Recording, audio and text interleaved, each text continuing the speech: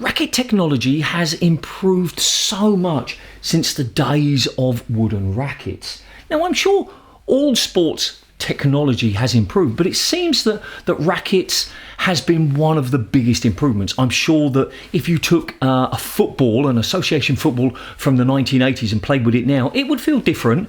Would it be significantly better? I don't know. I mean, I don't play football. If you took a pair of skis from the 1980s or 90s, would you go that much faster? Maybe they're cheaper, maybe they're lighter. Are they that much better? In the hands of professionals, perhaps. I don't know. There's probably lots of other sports. And in fact, if you know of a sport that has as much of a jump in technology as rackets, then post those in the comments, because I am interested to hear that. So where is all of this going? Well, you've probably seen the title already. Originally, this question was, do you think you could beat Jonah Barrington at his peak if he was using one of these? And you were playing with your favourite racket, whatever that is, like a modern, 130 gram racket with great strings, much better grip technology, because even the grips have improved compared to the old leather and gauze and toweling. So that was originally going to be the question, could you beat Jonah? And I mean, that's just impossible to know. But now the question has sort of evolved into, do you think you could beat a pro? Because you could actually test that, couldn't you? You could sort of find a pro and say, here, play with this.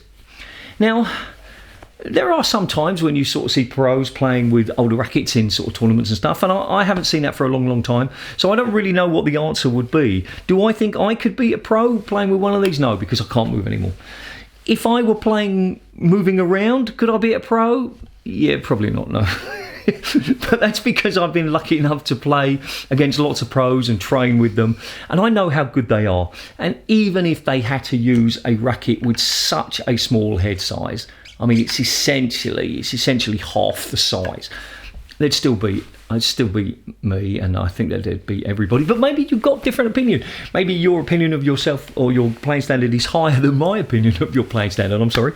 So that would be the question. Do you think you could beat a pro? Now, if you want to pick a particular pro and talk about that particular pro, sort of some pros maybe are harder to beat with wooden rackets because they rely more on control than others. I don't know, would Mr. El Shorbagy be able to take the ball off the back wall and drop it into the nick through his legs with one of these? Yeah, probably, because they're so good. But maybe not a top 10 player.